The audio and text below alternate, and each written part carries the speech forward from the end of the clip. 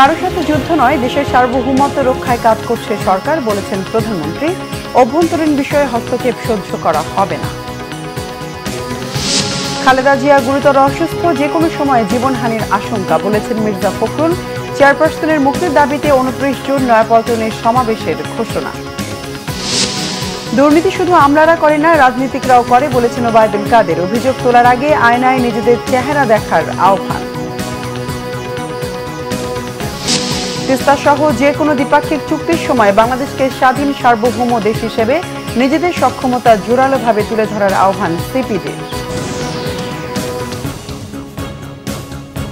দেখছিলেন বিআরবি কেবল সংবাদ শিরোনাম, এবার বিস্তারিত সংবাদ। প্রধানমন্ত্রী শেখ হাসিনা বলেছেন, কারো সাথে যুদ্ধ নয়, দেশের সার্বভৌমত্ব রক্ষায় সরকার প্রস্তুত জানিয়ে তিনি বলেন, অভ্যন্তরীণ বিষয়ে কারো হস্তক্ষেপ সহ্য করা হবে না। দেশ এগিয়ে নেওয়ার সাথে ফোর্সেস গোলের মধ্য দিয়ে সশস্ত্র বাহিনীকে আধুনিক যুগোপযোগী করার কাজ চলছে বলেও জানান প্রধানমন্ত্রী। প্রধানমন্ত্রী কার্যালয়ে স্পেশাল সিকিউরিটি ফোর্সের প্রতিষ্ঠাবার্ষিকী উপলক্ষে বিশেষ দরবারে এসব কথা বলেন প্রধানমন্ত্রী। রকুনুজ্জামানের রিপোর্ট। বুধবার প্রধানমন্ত্রী কার্যালয়ে রাষ্ট্রপতি ও প্রধানমন্ত্রী নিরাপত্তার দায়িত্ব পালন করা স্পেশাল সিকিউরিটি ফোর্সের 38তম প্রতিষ্ঠা বার্ষিকী উপলক্ষে বিশেষ দরবারের আয়োজন করা হয়। অনুষ্ঠানে প্রধান অতিথির বক্তব্যে প্রধানমন্ত্রী শেখ হাসিনা বাংলাদেশের শান্তির পক্ষে প্রতিরক্ষা নীতির কথা তুলে ধরেন। দেশের সার্বভৌমত্ব রক্ষায় সশস্ত্র বাহিনীর আধুনিকায়নে সরকারের ফোর্সেস গোল সহ নানা উদ্যোগের কথাও বলেন প্রধানমন্ত্রী। যে কোনোভাবে হোক বহিঃশত্রুর আক্রমণ থেকে দেশকে রক্ষা করা, নিজেদের রক্ষা করা, আমরা কারোর সাথে যুদ্ধ করতে যাব না, কিন্তু আক্রান্ত হলে যেন নিজের দেশের স্বাধীনতা সার্বভৌমত্ব রক্ষা করতে পারি, সেইভাবেই আমাদেরকে প্রস্তুতি নিতে হবে, সেইভাবে আমাদের থাকতে হবে। সেই দিকে লক্ষ্য রেখেই কিন্তু আমাদের সকল পদক্ষেপ আমরা নিয়েছি। শেখ হাসিনা বলেন, দেশ এগিয়ে যাচ্ছে, যাবে, বাংলাদেশ দক্ষিণ এশিয়ার গুরুত্বপূর্ণ অঞ্চলও হয়ে উঠছে। অনেক গুরুত্বপূর্ণ ব্যক্তি এখানে আসবে, ফলে তাদের নিরাপত্তা নিশ্চিতে সততা, দৃঢ়তা ও আরও নিষ্ঠার সাথে দায়িত্ব পালনের কথা বলেন প্রধানমন্ত্রী। এসএসএফ সবসময় অত্যন্ত গুরুত্বপূর্ণ দায়িত্ব পালন করে থাকে। শুধু দেশের অভ্যন্তরে না, বিদেশি অতিথিরা অনেকেই আমাদের বাংলাদেশে আসেন, তাদেরও নিরাপত্তায় যেভাবে ব্যবস্থা নেন এই অতিথিদের জন্য, সেটা অত্যন্ত গুরুত্বপূর্ণ এবং খুবই স্পর্শকাতর। কিন্তু আমি ধন্যবাদ জানাই যে আমাদের এসএসএফের প্রতিটি সদস্য তাদের কর্মদক্ষতা, সুনিপুণ পেশাদারিত্বের মাধ্যমে এই দায়িত্ব যথাযথভাবে পালন করেন। নিরাপত্তা নিশ্চিত করার পাশাপাশি নেতৃত্ব যেন জনবিচ্ছিন্ন না হয়ে পড়ে, সেদিকে খেয়াল রাখার কথাও বলেন প্রধানমন্ত্রী শেখ হাসিনা। রকুনুজ্জামান, বাংলা ভিশন, ঢাকা। বিএনপি মহাসচিব মির্জা ফখরুল ইসলাম আলমগীর জানিয়েছেন, বেগম খালেদা জিয়ার অবস্থা গুরুতর, যে কোনো সময় প্রাণহানির আশঙ্কা রয়েছে। এত অসুস্থতার পরও বেগম জিয়াকে বিদেশে গিয়ে উন্নত চিকিৎসা নিতে দিচ্ছে না সরকার। তাই বাধ্য হয়ে এবার চেয়ারপারসনের মুক্তির দাবিতে শনিবার ঢাকায় সমাবেশ সহ 3 দিনের নতুন কর্মসূচি ঘোষণা করেছে বিএনপি। রিপোর্ট করছেন সিকান্দার রেমান। নয়াপল্টনের কেন্দ্রীয় কার্যালয়ে যৌথ সভা করেন বিএনপি নেতারা। মির্জা ফখরুল ইসলাম আলমগীর জানান, বেগম খালেদা জিয়া গুরুতর অসুস্থ, যে কোনো সময় তার জীবন হানি হতে পারে। এমন মামলায় অন্যরা মুক্তি পেলেও আদালতের দোহাই দিয়ে বিএনপি চেয়ারপারসনকে উন্নত চিকিৎসা থেকে বঞ্চিত করা হচ্ছে বলে অভিযোগ করেন বিএনপি মহাসচিব। দেশনেত্রী বেগম খালেদা জিয়া মৃত্যুর সঙ্গে পাঞ্জা লড়ছেন। আপনারা জানেন যে প্রায় কিছুদিন পরপরই থেকে হাসপাতালে আসতে হয়। এবার যে তিনি এসেছিলেন, এটা আল্লাহর অশেষ রহমতে যে তাকে আমরা ফিরে পেয়েছি। তার ডাক্তারদের সঙ্গে কথা বলে আপনারা বুঝতে পারবেন যে তার ফিরে আসার কোনো সম্ভাবনা খুব কঠিন ছিল, যদি ঠিক সময়ের মধ্যে যদি ডাক্তাররা চিকিৎসাটুকু দিতে না পারতেন। এই একটা অবস্থার মধ্যে আমাদের চিকিৎসকরা বারবার বলেছেন যে তার চিকিৎসার জন্য বাইরে উন্নত জায়গায় প্রতিষ্ঠায় নেওয়া উচিত, কিন্তু সেই জায়গায় উন্নত কেন্দ্রে, চিকিৎসা কেন্দ্রে তাকে সরকার দিচ্ছে না। বেগম খালেদা জিয়ার মুক্তি এখন বিএনপির একমাত্র লক্ষ্য বলে জানান মির্জা ফখরুল। বেগম জিয়ার মুক্তির আন্দোলন আরো বেগবানের কথা বলে নতুন কর্মসূচি ঘোষণা করেন তিনি।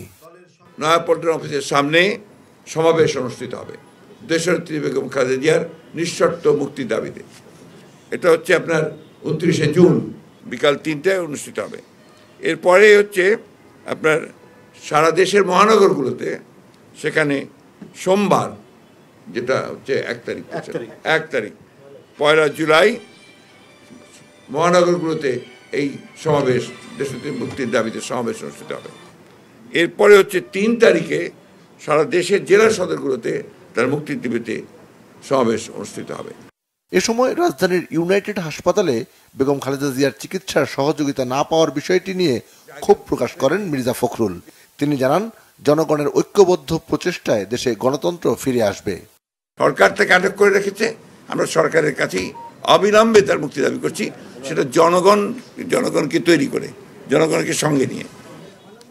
সিকান্দার রেমান, বাংলা ভিশন, ঢাকা। আওয়ামী লীগের সাধারণ সম্পাদক ওবায়দুল কাদের বলেছেন, দুর্নীতি সব সেক্টরেই আছে। দুর্নীতি নিয়ে শুধু সরকারি আমলাদের দিকে আঙুল না তুলে রাজনীতিবিদদেরও আয়নায় নিজেদের চেহারা দেখার অনুরোধ জানিয়েছেন তিনি। বলেছেন, দুর্নীতি যেই করুক, সরকার জিরো টলারেন্স নীতিতে অটল। তাইমুর রশিদের রিপোর্ট। বিআরটিসির উদ্যোগে হযরত শাহজালাল আন্তর্জাতিক বিমানবন্দরে শাটল বাস সার্ভিসের উদ্বোধন করেন সড়ক পরিবহন ও সেতু মন্ত্রী ওবায়দুল কাদের। বলেন, বিআরটিসির সেবার মান বাড়াতে কাজ করছে সরকার। শাটল বাস সার্ভিস উদ্বোধনের ফলে বিদেশ ফেরত যাত্রীরা আরো উন্নত সেবা পাবেন বলে প্রত্যাশা তার। সমসাময়িক রাজনৈতিক ইস্যুতে সাংবাদিকদের প্রশ্নের জবাবে আওয়ামী লীগের সাধারণ সম্পাদক বলেন, সরকারি কর্মকর্তারা দুর্নীতি করে, রাজনীতিবিদরা করেন না সেটা বলা যাবে না। দুর্নীতি সরকারি কর্মকর্তারা করে, পলিটিশিয়ানরা করে না, এটাও তো বলা যায়। কারণ আমরা যখন কথা বলি, আমি সবার কথাই বলছি, তখন আমাদের প্রথমত আয়নায় নিজের চেহারাটা দেখা উচিত যে আমি অ্যাজ এ পলিটিশিয়ান আমি আমলাদের করাপশনের বিরুদ্ধে, তো আমার এখানেও তো করাপশন আছে। ওবায়দুল কাদের বলেন, দুর্নীতি যেই করুক কোনো ছাড় নয়।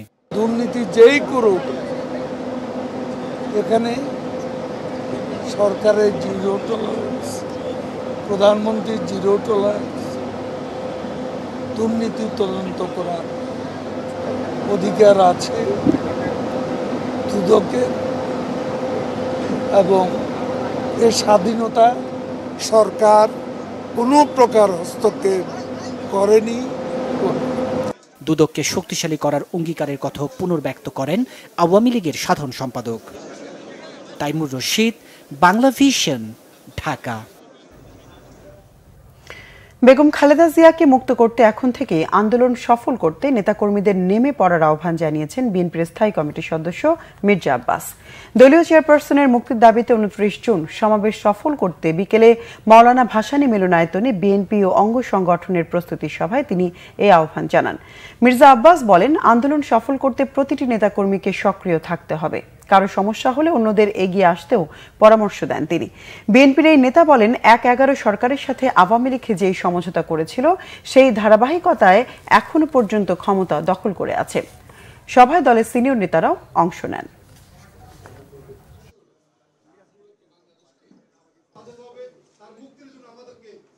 দেশকে রক্ষার জন্য, জাতিকে রক্ষা করার জন্য, দেশনেত্রী বেগম খালেদা জিয়াকে মুক্ত করার জন্য ওইটুকু স্বার্থ ভুলে যেতে হবে, ওইটুকু স্বার্থ এই মুহূর্তে ভুলে যেতে হবে। ভাবতে হবে আমি একাই 100, আবার আমি আরো 100 লোকের সঙ্গে নিয়ে আমি যাব। এখন থেকে আমাদের যা ইতিপূর্বে যা ঘটেছে ওগুলো নিয়ে কথা বলবো না। এখন থেকে যদি কোনো ঝামেলা ঝঞ্ঝাট হয় কোনো জায়গায় কোনো সময়, আমরা নিশ্চয়ই প্রতিবাদী হব। আমরা প্রতিবাদী হব, আমরা সাহস করে রুখে দাঁড়াবো। এই কথাটা ভুলে গেলে হবে না। কিছু একটা হলো আর কেউ কিছু ঘোরায় দিল আর আমরা যার যার মতো ঘরে চলে গেলাম, এইটাই যেন আর না হয়।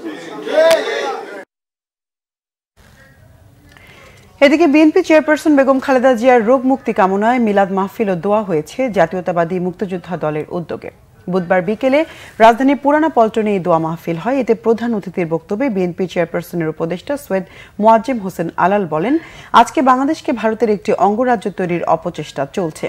দেশ বাঁচাতে হলে বেগম খালেদা জিয়ার মুক্তি অপরিহার্য। এ সময় দলের যুগ্ম মহাসচিব সৈয়দ ইমরান সালেহ প্রিন্স বলেন, বেগম খালেদা জিয়াকে এই সরকার ভয় পায়, এজন্য তাকে রাজনীতি ও নির্বাচন থেকে দূরে সরিয়ে রাখার নানা ষড়যন্ত্র হচ্ছে। বক্তারা বিএনপি নেত্রীর মুক্তির দাবি জানান, রোগ মুক্তি কামনায় দোয়া করা হয়।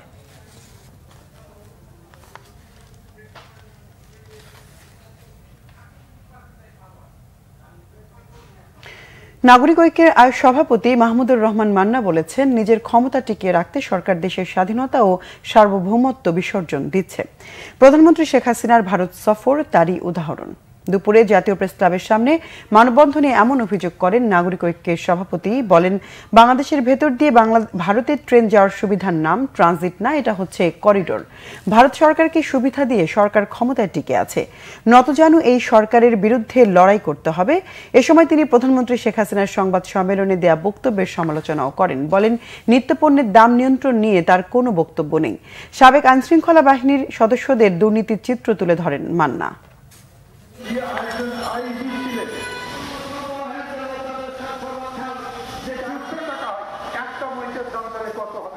অন্যান্য জায়গায় বলেন বাংলাদেশের স্বার্থ কেবল আমরাই রক্ষা করতে পারি।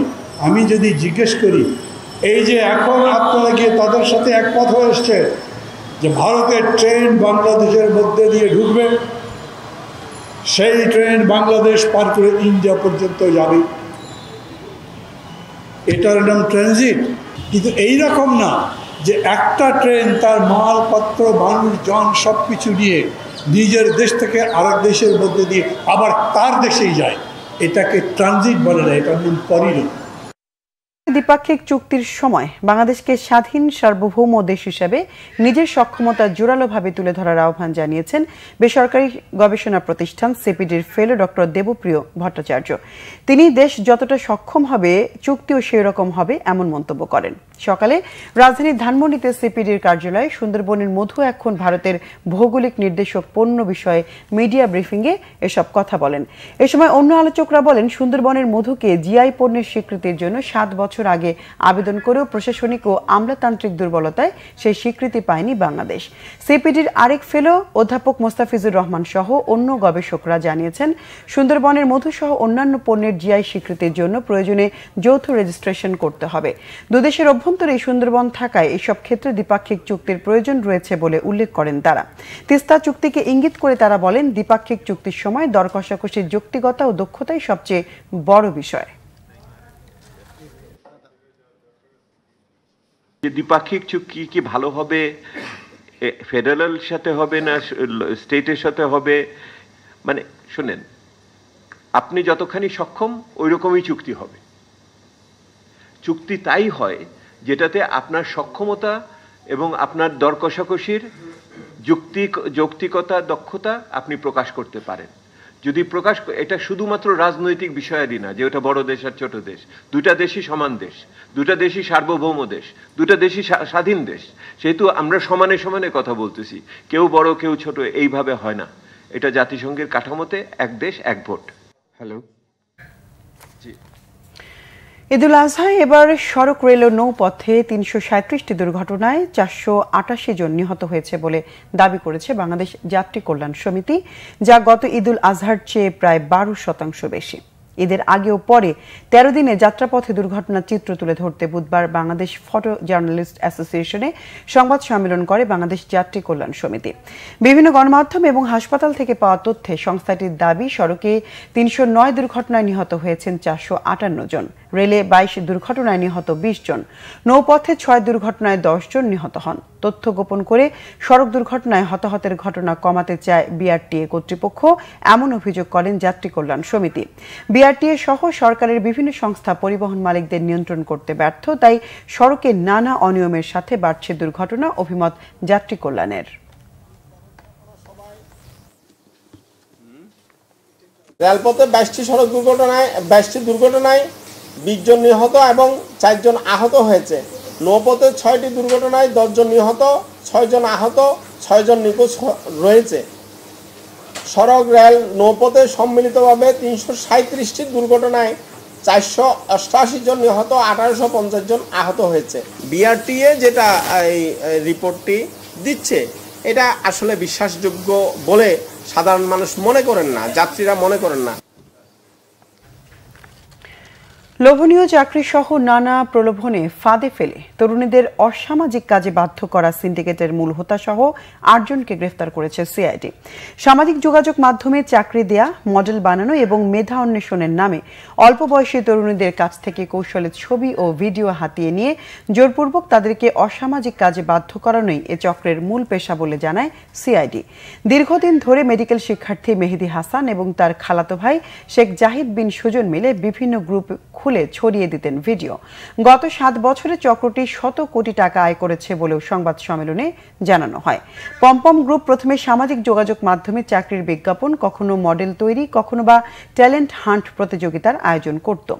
এতে যারা সাড়া দিতেন তাদেরকে নিয়ে খোলা হতো টেলিগ্রামে গ্রুপ। এভাবে চক্রটির হাতে আধুনিক যৌন দাসীতে পরিণত হয়েছিল শত শত ভুক্তভোগী তরুণী।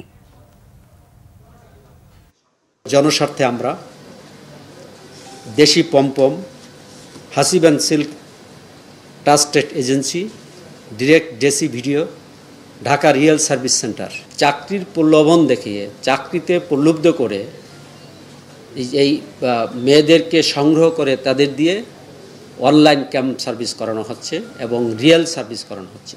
তারা মেডিকেলে পড়াশোনা করে এই সব অনৈতিক জঘন্য কাজ করে গত 6 মাসে আমরা যে স্টেটমেন্ট আমাদের কাছে এসেছে তাতে তাদের 100 কোটি টাকা তারা আয় করেছে। এই 100 কোটি টাকার মধ্যে তারা অনেকে নিজ এলাকা হলো সাতক্ষীরা, যশোর, খুলনা এবং ঢাকায় বিভিন্ন জায়গায় সম্পদ করেছে, জমি কিনেছে, অ্যাকাউন্টে আছে প্রচুর টাকা। বগুড়া জেলা কারাগারের ছাদ কেটে দেয়াল টপকে পালিয়েও শেষ রক্ষা হয়নি মৃত্যুদণ্ডপ্রাপ্ত 4 আসামির। কয়েক ঘন্টার মধ্যেই তাদের গ্রেফতার করে পুলিশ। 4 ফাঁসির আসামির পালিয়ে যাওয়ার ঘটনায় নড়ে চড়ে বসেছে কারা প্রশাসন। এই ঘটনায় কারা কর্তৃপক্ষ ও জেলা প্রশাসন 2টি তদন্ত কমিটি গঠন করেছে। বগুড়া জেলা কারাগারের কন্ডেম সেলের ছাদ কেটে পালিয়ে যাওয়া ফাঁসির 4 আসামিকে ভোর 4:10 দিকে শহরের চেলোপাড়া চাষি বাজার থেকে গ্রেফতার করে সদর ফাঁড়ির পুলিশের একটি দল। দণ্ডপ্রাপ্ত আসামিরা হলো কুড়িগ্রামের ভুরুঙ্গামারীর নজরুল ইসলাম মঞ্জুর ও নরসিংদীর মাধবদীর আমির হামজা এবং কুটুরবাড়ির গ্রামের মোহাম্মদ ফরিদ শেখ ও বগুড়ার কাহালু উপজেলার মোহাম্মদ জাকারিয়া। পালাবার 1.5 ঘন্টার ব্যবধানে আসামিরা গ্রেফতার হওয়ায় কারা প্রশাসন সহ জেলা প্রশাসন যেন হাঁপ ছেড়ে বাঁচে। জেলখানার সংলগ্ন যে ব্রিজটি, সে ব্রিজ দিয়ে পাড়ি দিয়ে তারা জেলখানার নদীর ওই পাড়ে ওখানে চাষিবাজার এলাকায় তারা অবস্থান নেয় এবং তাদের পরিকল্পনা ছিল সেখান থেকে পৃথকভাবে তারা বিভিন্ন জায়গায় চলে যাওয়া। কিন্তু আমাদের সদর ফাঁড়ির সাব ইন্সপেক্টর খোরশেদ, তার নেতৃত্বে একটি দল, তারা দ্রুততম সময়ে সেই জায়গায় তারা অবস্থান নেয় এবং তাদের এই 4 জনকে কিন্তু সেখান থেকে তারা গ্রেপ্তার করতে পারে। আসামিদেরকে গ্রেপ্তার করে ডিবিতে নেওয়া হয়েছে, জিজ্ঞাসাবাদ চলছে। জিজ্ঞাসাবাদে কিভাবে তারা এখান থেকে বের হলো ইত্যাদি এই বিষয়গুলোতে জিজ্ঞাসাবাদ করা হচ্ছে এবং তাদের জেলখানার পক্ষ থেকে, জেল সুপারের পক্ষ থেকে একটা মামলা করার প্রক্রিয়া চলমান আছে। কারাগার পরিদর্শন করেন অতিরিক্ত IG prison colonel Sheikh Sujaur Rahman ও রাজশাহী বিভাগের আইজি প্রিজন কামাল হোসেন। কথা বলেন সংশ্লিষ্টদের সাথে। আমরা দেখছি এবং এটা প্রপারলি তদন্ত করা হবে। এটা কিভাবে তারা সকলের নজরদারি ফাঁকি দিতে সক্ষম হলো, এখানে কার কিরকম দায় দায়িত্ব আছে সেই অনুযায়ী আমরা ব্যবস্থা গ্রহণ করব। এই ঘটনায় কারা কর্তৃপক্ষের তদন্ত কমিটি গঠনের পাশাপাশি জেলা প্রশাসনও 6 সদস্যের তদন্ত কমিটি গঠন করেছে। Bangla vision news desk. 2 দফায় বন্যা সিলেট সীমান্তের নদী তীরবর্তী গ্রামের বাসিন্দারা সর্বস্ব হারিয়েছেন। উজান থেকে নেমে আসা পাহাড়ি ঢলের তীব্র স্রোতে ভেসে গেছে বাড়িঘর। বসবাসের অনুপযোগী হয়ে পড়েছে গ্রামের পর গ্রাম। ক্ষতিগ্রস্তদের তালিকা তৈরি করে বাড়িঘর মেরামতে সরকারি বরাদ্দের অপেক্ষায় দুর্গতরা। সিলেট থেকে দীপু সিদ্দিকের তথ্য ছবিতে ডেস্ক রিপোর্ট। গত 29 মে আর 15 জুন পর্যন্ত 2 দফা বন্যায় সিলেটের গোয়াইনঘাট, কোম্পানিগঞ্জ পর্যন্ত অন্তত 10টি উপজেলা প্লাবিত হয়েছে। রাস্তাঘাট, বাড়িঘর তলিয়ে ক্ষতিগ্রস্ত কয়েক লাখ মানুষ। বন্যার পানি কিছুটা কমতে শুরু করায় ভেসে উঠেছে ক্ষতচিহ্ন। বানের পানির তোড়ে রাস্তাঘাটের যেমন ক্ষতি হয়েছে, তেমনি নষ্ট হয়েছে নদী তীরবর্তী বিভিন্ন স্থাপনা ও বাড়িঘর। আশ্রয় কেন্দ্র থেকে ফিরেই বিপাকে পড়েছেন সব হারানো মানুষগুলো। এখন মাথা গোজার ঠাইও নেই তাদের। নাই চাউলও নাই ডাইলও নাই গরুর মাঝে কোনটা নাই বন্যা খালি পানি খাইতাম নি বুধবার জাগা নাই বন্দল বেটা ওরা আমি বেমারি বেটা কেউ কোনটা দিছি বলছে না আমরা রে বাবা কোনটা খাইছে বুঝছে না মাঠে ছাত্র হয়েছে করে ১৩ লাখ দিলিছে দুয়ারে উড়ে বেড়া উড়া কোনটাও নাই ওগুলা আছে অনারে বন্দর মাথা খানো কোনটা পাইছি হয়েছে না সরকার তাকে। এদিকে বন্যা কবলিত বাড়িঘর হারানোদের তালিকা তৈরি করে বরাদ্দের জন্য জেলা প্রশাসনে পাঠানো হয়েছে। বরাদ্দ আসলেই ক্ষতিগ্রস্তদের হাতে সহায়তা তুলে দেওয়ার আশ্বাস নির্বাহী কর্মকর্তার। বিআইন নদীর দুই পাশে নয়াগাঙ্গের পার্ক বাংলাবাজার এলাকার যে স্থাপনাগুলো ক্ষতিগ্রস্ত হয়েছে সেগুলোর ব্যাপারে আমরা ঊর্ধ্বতন কর্তৃপক্ষকে রিপোর্ট দিয়ে দাখিল করেছি এবং সেই রিপোর্টে তাদের যে ঘরের জন্য যে মেরামত খরচ বা নির্মাণ খরচ সেগুলো উল্লেখ করেছি এবং সেগুলো আমরা চাহিদা প্রাপ্তির সাপেক্ষে যখন আমরা বরাদ্দ পাবো সেগুলো ক্ষতিগ্রস্তদের মাঝে বিতরণ করা হবে। সহায়তা বরাদ্দে দ্রুত ব্যবস্থা নেওয়ার দাবি বন্যায় ক্ষতিগ্রস্তদের। Bangla vision news desk. দেশের প্রত্যন্ত অঞ্চলে সার্বজনীন নাগরিক সব সুযোগ সুবিধা নিশ্চিত করার আহ্বান জানিয়েছেন স্থানীয় সরকার পল্লী উন্নয়ন ও সমবায় মন্ত্রী মোহাম্মদ তাজুল ইসলাম। বলেন, স্থানীয় সরকার ব্যবস্থার প্রতিটি স্তরে নাগরিক সেবা পৌঁছে দিতে হবে। সকালে রাজধানী বঙ্গবন্ধু আন্তর্জাতিক সম্মেলন কেন্দ্রে 2 দিনব্যাপী আরবান রেজিলিয়েশন ফোরামের উদ্বোধনী অনুষ্ঠানে মন্ত্রী তাজুল ইসলাম এ কথা বলেন। তিনি বলেন, প্রধানমন্ত্রী শেখ হাসিনার নির্বাচনী প্রতিশ্রুতি অনুযায়ী দেশের সব গ্রাম শহরে নাগরিক সেবাগুলো পৌঁছে দেওয়া হবে। স্থানীয় সরকার পল্লী উন্নয়ন ও সমবায় মন্ত্রী বলেন, সরকার আমার গ্রাম আমার শহর বাস্তবায়নের মাধ্যমে সেই প্রতিশ্রুতি পূরণে কাজ করে যাচ্ছে। তিনি বলেন, পল্লী অঞ্চলে নাগরিক সুবিধা নিশ্চিত করতে না পারলে ঢাকার জনসংখ্যাগত সমস্যার সমাধান হবে না। এজন্য সরকারের পাশাপাশি দেশীয় এবং আন্তর্জাতিক এনজিওগুলোকে এগিয়ে আসতে হবে। অনুষ্ঠানে উপস্থিত ছিলেন বাংলাদেশের British high commissioner Sarah Cook, ইউএনডিপির আবাসিক প্রতিনিধি স্টেফান লিলার। মূল প্রবন্ধ পাঠ করেন জাহাঙ্গীরনগর বিশ্ববিদ্যালয়ের নগর ও আঞ্চলিক পরিকল্পনা বিভাগের অধ্যাপক ডক্টর আক্তার মাহমুদ। সভাপতিত্ব করেন স্থানীয় সরকার বিভাগের সচিব আবু হেনা মোর্শেদ জামান।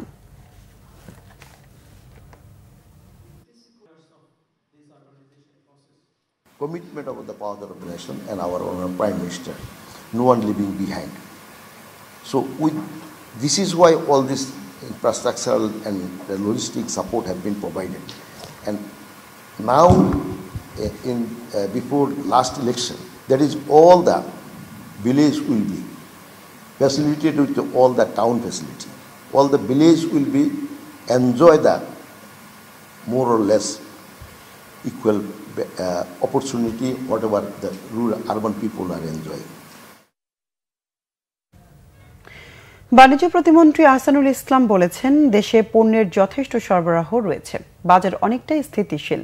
সচিবালয়ে সাংবাদিকদের সাথে আলাপকালে এই কথা বলেন তিনি। বলেন, টিসিবি দিয়ে বাজার কিছুটা নিয়ন্ত্রণ করা সম্ভব হয়। বাজারে সাপ্লাই চেইন ঠিক রাখতে মনিটরিং করা হচ্ছে। সরবরাহ চাহিদার উপর ভিত্তি করেই দাম নির্ধারণের চেষ্টা করা হচ্ছে বলেও জানান তিনি। ট্যারিফ কমিশনকে ঢেলে সাজানো হবে বলে জানান বাণিজ্য প্রতিমন্ত্রী। বলেন, মিয়ানমারের সাথে বাণিজ্য নিয়ে চুক্তি হবে। জুলাই মাসে চুক্তির সম্ভাবনা রয়েছে। চুক্তি হলে কিছু নিত্যপণ্য মিয়ানমার থেকে আনা হবে। রেমিটেন্সের একটা বড় অংশ সরাসরি গ্রামে চলে যায় উল্লেখ করে তিনি বলেন, গ্রামের মানুষের ক্রয় ক্ষমতা বেড়েছে, তবে শহর কেন্দ্রিক নির্দিষ্ট আয়ের মানুষেরা কষ্টে আছে বলেও স্বীকার করেন বাণিজ্য প্রতিমন্ত্রী।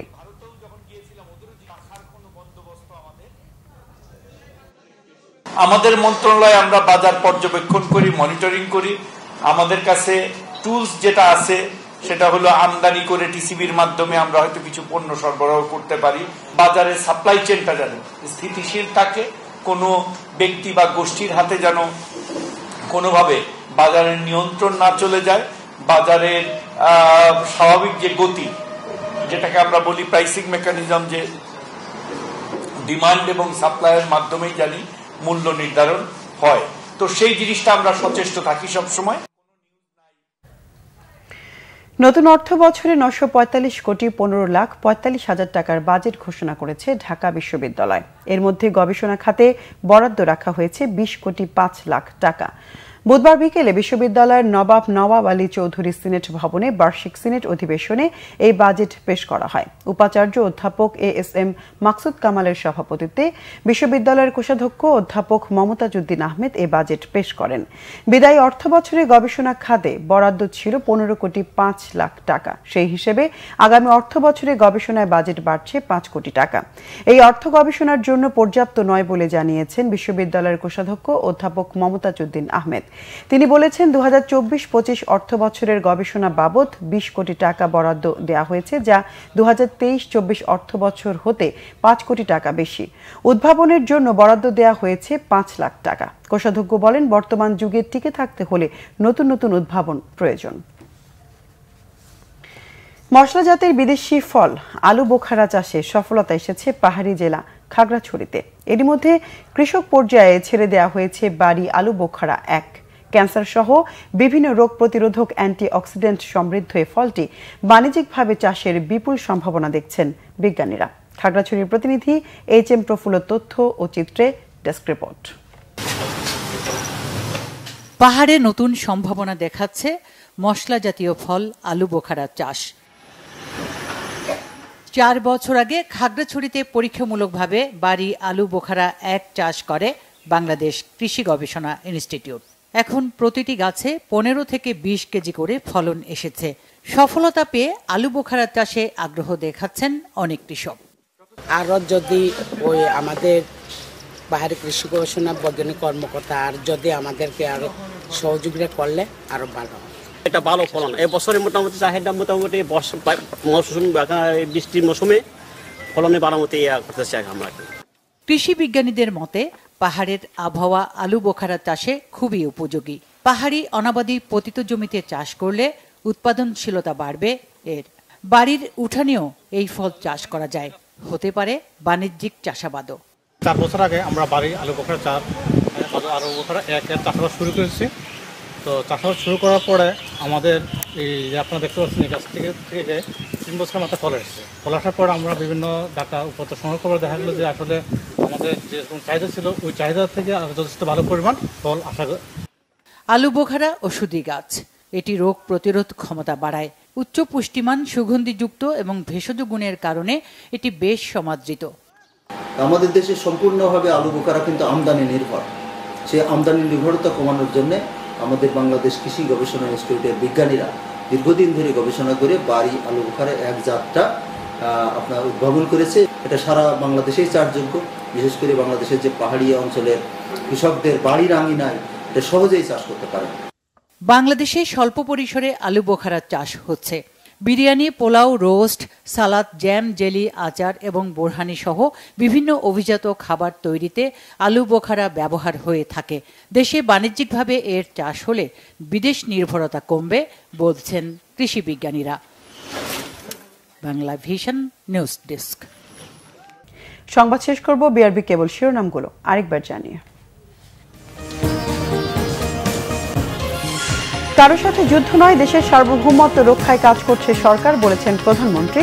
অভ্যন্তরীণ বিষয়ে হস্তক্ষেপ সহ্য করা হবে না। খালেদা জিয়া গুরুতর অসুস্থ, যে কোনো সময় জীবনহানির আশঙ্কা বলেছেন মির্জা ফখরুল। চেয়ারপারসনের মুক্তির দাবিতে 29 জুন নয়াপল্টনের সমাবেশের ঘোষণা। দুর্নীতি শুধু আমলারা করে না, রাজনীতিকরাও করে বলেছেন ওবায়দুল কাদের। অভিযোগ তোলার আগে আয়নায় নিজেদের চেহারা দেখার আহ্বান। তিস্তা সহ যে কোনো দ্বিপাক্ষিক চুক্তির সময় বাংলাদেশকে স্বাধীন সার্বভৌমত্ব দেশ হিসেবে নিজেদের সক্ষমতা জোরালোভাবে তুলে ধরার আহ্বান সিপিবির। দর্শক, এ ছিল এখনকার মতো। পরের সংবাদ রাত 10:30। এর আগে 9টায় রয়েছে নিউজ 20। দেখার আমন্ত্রণ রইল। এছাড়া বাংলা ভিশন সংবাদ ও সংবাদ সংশ্লিষ্ট অনুষ্ঠান দেখতে ভিজিট করুন www.bvnews24.com ও facebook.com/banglavishnnews এবং সাবস্ক্রাইব করুন youtube.com/banglavishnnews। এতক্ষণ সঙ্গে থাকায় ধন্যবাদ সবাইকে।